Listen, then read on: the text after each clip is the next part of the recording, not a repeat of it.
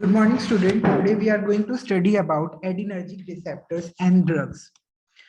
So continuation with adrenergic receptor and drugs. अभी हम लोगों ने different उसके receptors के बारे में पढ़ चुके थे और कुछ ड्रग्स किए थे जिसमें हमारा था एफिनेफ्रिन एंड नॉन एफिनेफ्रिन या फिर adrenaline and non adrenaline.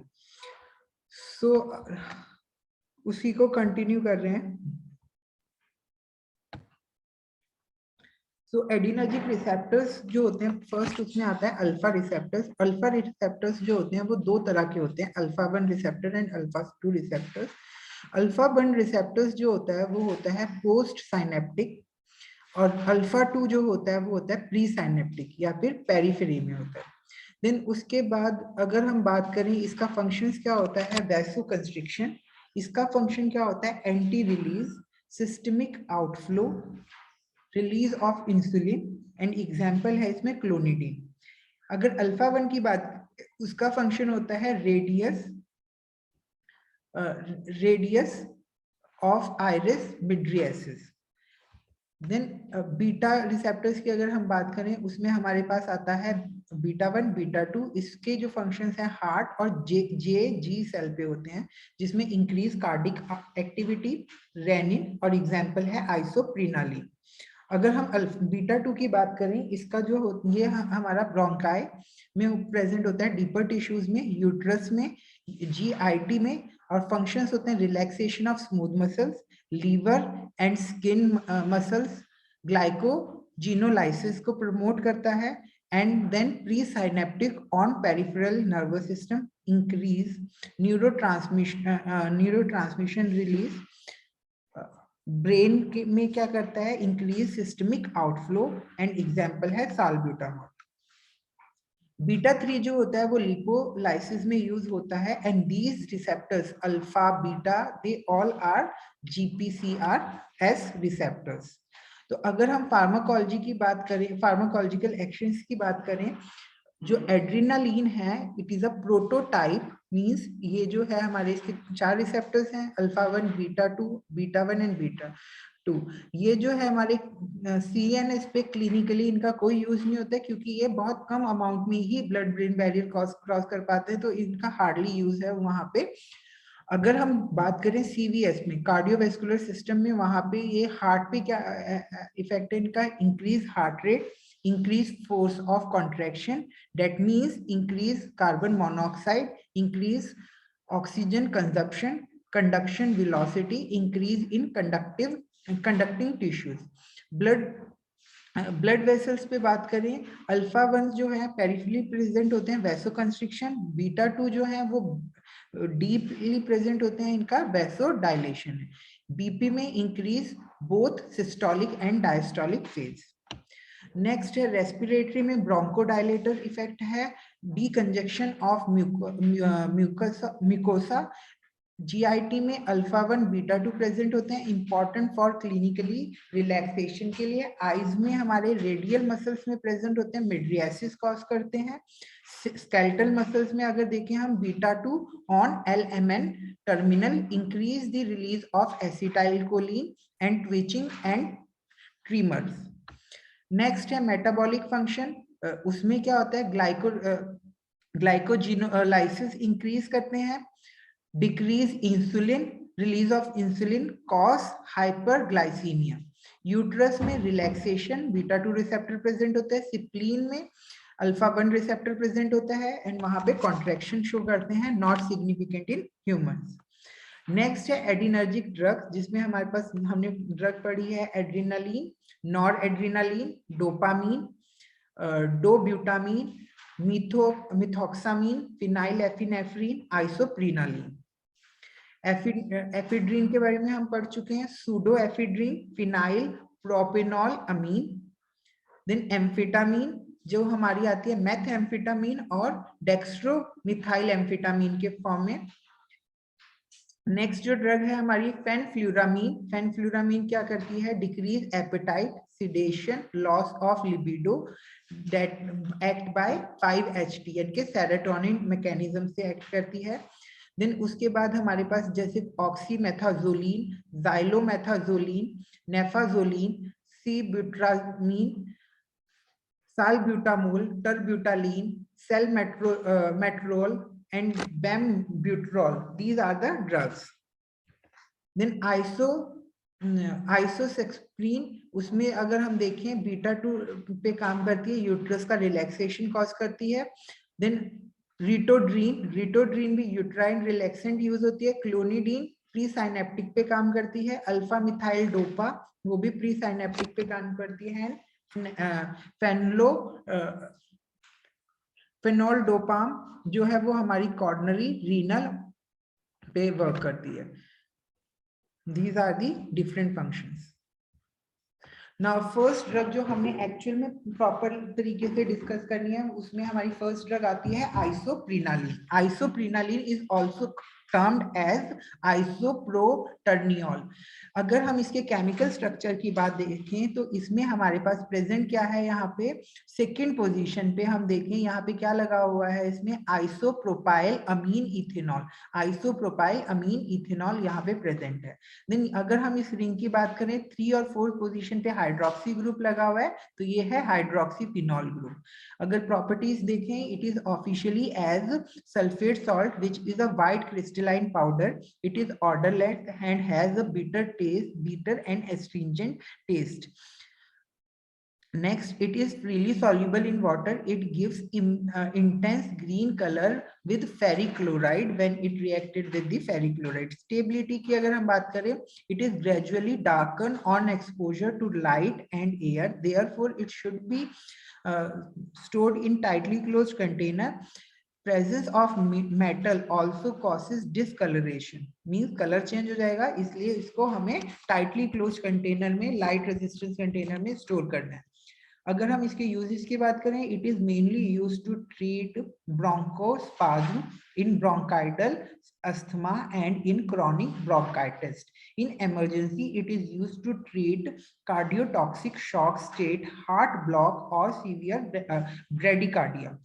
Pharmaceutical formulation, it comes as injection, inhalation, and tablets. These are the brand names.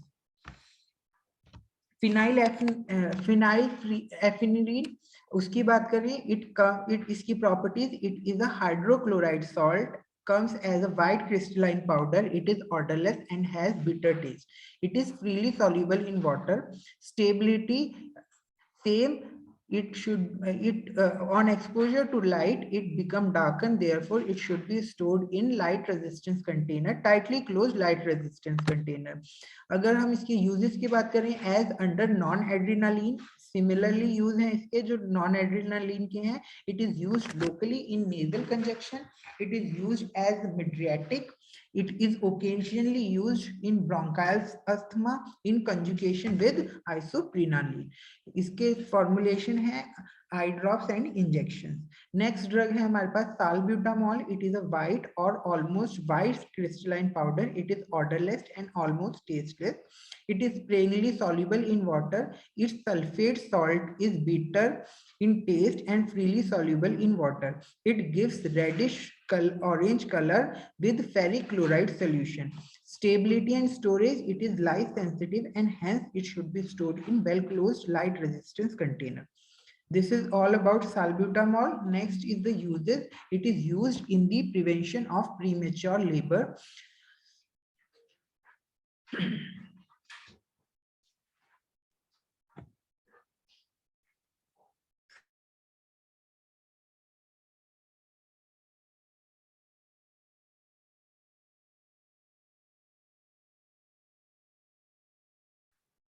Next is the formulations. It comes as tablet, inhalation, and injections. Next drug is the terbutaline. Officially, it comes as a sulfate salt. It is white or grayish white crystalline powder. It is odorless and has a bitter taste. It is freely soluble in water. It is used same as of isoprenaline, means it is used in nasal decongestion, prevention of premature labor. Next है formulations. It comes as an inhalation and elixirs. Next drug है ephedrine. Ephedrine की अगर हम बात करें,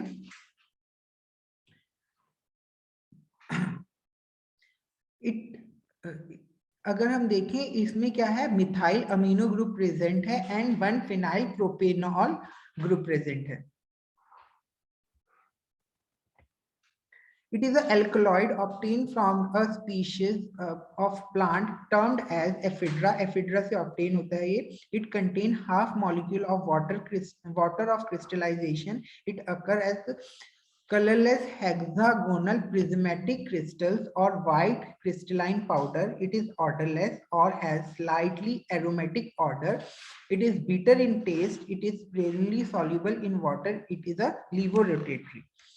Next है हमारे पास, it is gradually decomposes on exposure of to light, hence it should be stored in light resistance container and tightly closed container.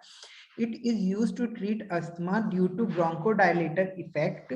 It is used in nocturnal enuresis in children as it constricts the uterine bladder neck.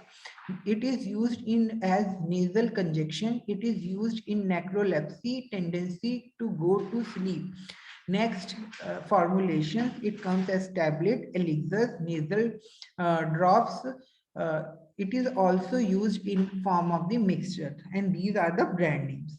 Next drug is the pseudoephedrine. The structure of the pseudoephedrine is similar to this, only the difference is here the optical structure is different. यहाँ पे हमारे पास जो है dash bounds होते हैं, in case of this दोनों में dash bound होते हैं, लेकिन in case of सूडो यहाँ पे हमारे पास एक जो होगा हमारे पास हाइड्रोक्सी का वो डैश बॉन्ड होगा और एक जो होगा हमारे पास वो सॉलिड बॉन्ड होगा. ये जो है हमारा सेम होता है उसी की तरह, लेकिन ये क्या होता है हमारा डायस्टीरियोमर्स होता है, वो हमारा लिबोरोटरेटरी था. Now it is come as a hydrochloride salt. As a hydrochloride salt, it exists as a white crystalline powder which is odorless and has a bitter taste. It is freely soluble in water. It is dextrorotatory. Stability and storage की बात करें, it comes as similar to the ephedrine, same है इसके भी uses, जो कि है हमारे पास अस्थमा में यूज होता है, नेजल कंजेक्शन में, नेक्रोलेप्सी में यूज होता है. नेक्स्ट है इसके यूजेस की अगर हम बात करें, nasal decongestant to treat nasal congestion, bronchodilator in bronchial asthma. अगर हम इसके फॉर्मुलेशंस की बात करें तो ये हमारा टैबलेट के फॉर्म में आता है और एलिक्सर्स के फॉर्म में आता है. This is the brand name.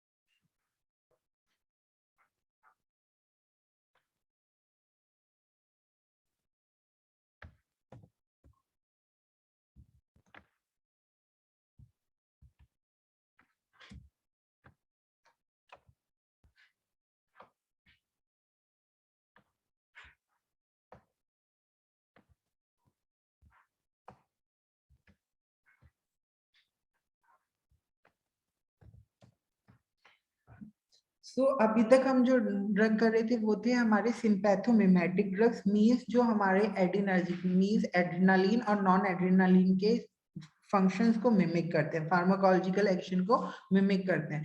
अब जो ड्रग्स हैं वो हैं एड्रिनर्जिक एंटागोनिस्ट, मींस जो उनके एक्शन को अपोज करते हैं, एफिनेफ्रिन और नॉन एफिनेफ्रिन या फिर एड्रिनालिन और नॉन एड्रिनालिन के फंक्शन को अपोज करते हैं, वो ड्रग्स हैं. उसमें हमारे पास आते हैं एड्रिनोलाइसिस ड्रग बोलते हैं उनको, या फिर एड्रिनर्जिक एंटागोनिस्ट बोलते हैं. उसमें फर्स्ट जो ड्रग है हमारे पास है वो है टोलाजोलिन.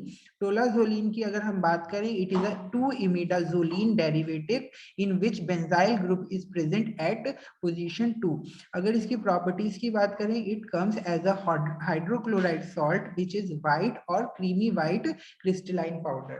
It is a odorless and has a bitter taste. It is very soluble in water, freely soluble in alcohol. Stability and storage, it is affected by light, hence it should be stored in tightly closed light resistance container. अगर हम uses की बात करें, it should be use, it is use to treat peripheral vascular disorder Raynaud's disease, it stimulates gastric secretions and it comes as a tablet and this is a brand name. Next drug जो है वो है हमारे पास प्रोप्रेनोल. उसमें हमारे पास जो इसका drug है वो है हमारे पास उसका केमिकल नेम है 1 आइसोप्रोपाइल अमीनो 3 1 नेप्थलॉक्सी प्रोपेन 2 ऑल. अगर इसकी प्रॉपर्टीज की बात करें, ये भी हाइड्रोक्लोराइड सॉल्ट के फॉर्म में आता है, व्हाइट कलर का होता है, ऑर्डरलेस और बिटर टेस्ट. और इसकी सॉल्युबिलिटी की अगर हम बात करें तो ये सॉल्युबल है वाटर में. स्टेबिलिटी की अगर हम बात करें, it is affected by light hence it should be stored in well closed light resistance container. Uses में ये cardiac arrhythmia, ocular fibrillation, angina pectoris, arterial hypertension, hypothyroidism in children and symptoms of anxiety में use होता है. Pharmaceutical formulations में it comes as a tablet, injection and this is a brand name. Next drug है प्रेक्टोलॉल. जो हमारे पास ये है drug, ये हमारा ऑर्डरलेस होता है, फाइन वाइट पाउडर होता है with bitter taste. It is slightly soluble in water. Stability and storage of practolol, it is affected by light, hence it should be stored in well closed container, light resistance container. Uses it is used to treat hypertension, emergency, to treat cardiac arrhythmia. It comes as an injection and this is a brand.